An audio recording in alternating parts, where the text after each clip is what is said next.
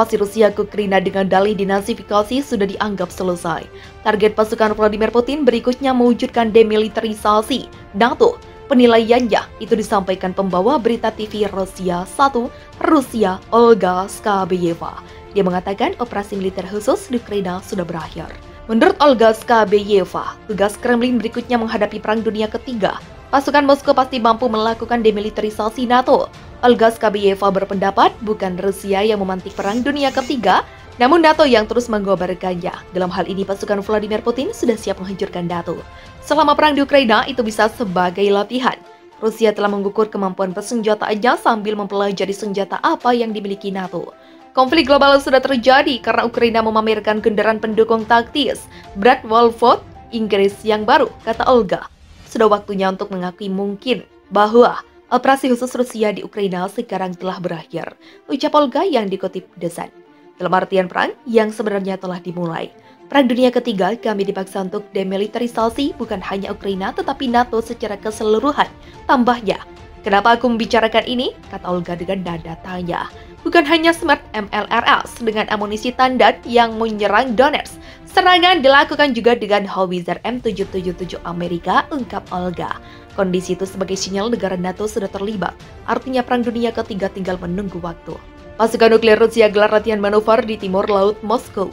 Pasukan nuklir Rusia mengadakan latihan di Provinsi Ivanovo, timur laut Moskow. Kantor berita Interfax mengutip Kementerian Pertahanan Rusia melaporkan Rabu 1 Juni 2022. Sekitar 1.000 prajurit sedang melakukan manuver intens menggunakan lebih dari 100 kendaraan, termasuk peluncur rudal balistik antar benua Yars, kata pernyataan kementerian itu.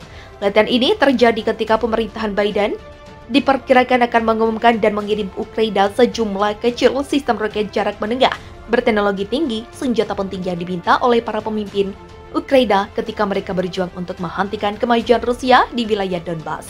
Rencana Amerika Serikat untuk mencapai keseimbangan antara keinginan untuk membantu Ukraina memerangi serangan artileri Rusia yang ganas, namun tidak menyediakan senjata yang memungkinkan Ukraina untuk mencapai sasaran jauh di dalam Rusia dan memicu eskalasi perang. Presiden Joe Biden mengatakan pada hari Senin bahwa AS tidak akan mengirim Ukraina sistem roket yang dapat menyerang ke Rusia. Sistem senjata apapun dapat menembak ke Rusia jika cukup dekat dengan perbatasan. Paket bantuan yang diharapkan akan diumumkan pada hari Rabu akan mengirimkan apa yang dianggap AS sebagai roket jarak menengah. Roket jenis ini umumnya dapat melakukan perjalanan sekitar 70 km, kata para pejabat yang berbicara dengan syarat anonim untuk membahas bantuan yang belum diumumkan.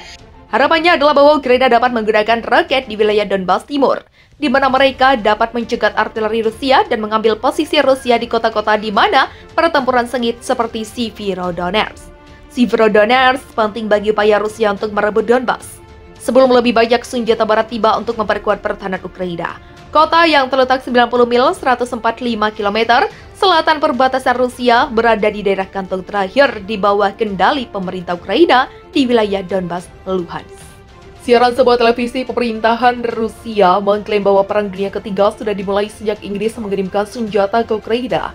TV Kremlin itu menyebut bahwa saat ini tugas Rusia adalah demilitarisasi NATO. Dikutip dari Mir.uk, pembawa berita Rusia 1, Olga Skabeyeva mengklaim bahwa operasi militer Rusia ke Ukraina telah berakhir. Menurutnya, penyediaan senjata barat ke Ukraina kini menjadi konflik global. Perang Dunia Ketiga ini diklaimnya dimulai seusai Inggris memamerkan kendaraan pendukung taktis Bradwolford Inggris yang baru. Sudah waktunya untuk mengakui mungkin bahwa operasi khusus Rusia di Ukraina sekarang telah berakhir, kata Skabeyeva.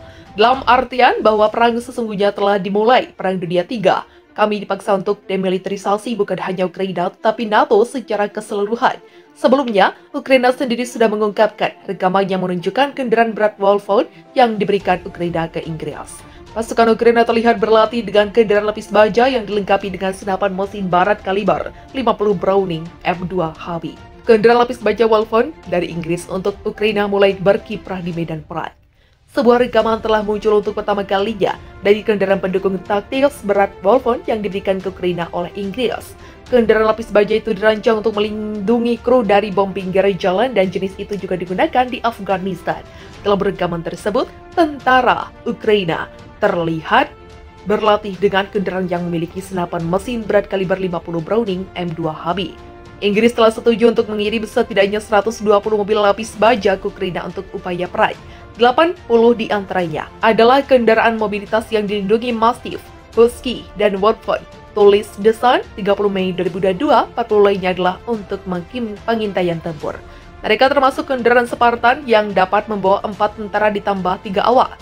Juga termasuk dalam pengiriman vital ke Ukraina adalah ambulans Samaria, kendaraan komando lapis baja Sultan, dan kendaraan pemulihan lapis baja Samson. Kemarin sumber pertahanan mengatakan bahwa pelatihan untuk pasukan Ukraina pada sistem kontrol akan memakan waktu beberapa minggu. Inggris kirimkan senjata kelas tinggi ke Ukraina usai stasiun KA diserang. Inggris akan mengirimkan lebih banyak persenjataan ke Ukraina setelah mengecam serangan roket di stasiun kereta api Kramatorsk yang disebut tidak beralasan. Perdana Menteri Boris Johnson menyatakan Inggris akan mengirimkan lebih banyak rudal anti pesawat Starstreak dan 800 rudal anti-tank. Seperti dilansir AFP Sabtu 9 April 2022, PM Johnson menyebut peralatan militer kelas tinggi senilai 100 juta pound sterling 1,8 triliun itu dengan rudal-rudal anti-tank dipandang sangat ampuh dalam melawan pasukan Rusia. Dalam pernyataan berdampingan dengan Kanselir Jerman Olaf Scholz, PM Johnson menyebut serangan terhadap stasiun Kramatorsk menunjukkan seberapa dalam tentara yang pernah dibanggakan Presiden Rusia Vladimir Putin telah tenggelam. PM Johnson juga menegaskan bahwa kejahatan Rusia di Ukraina tidak akan luput dari perhatian dan tidak akan dibiarkan tanpa dihukum.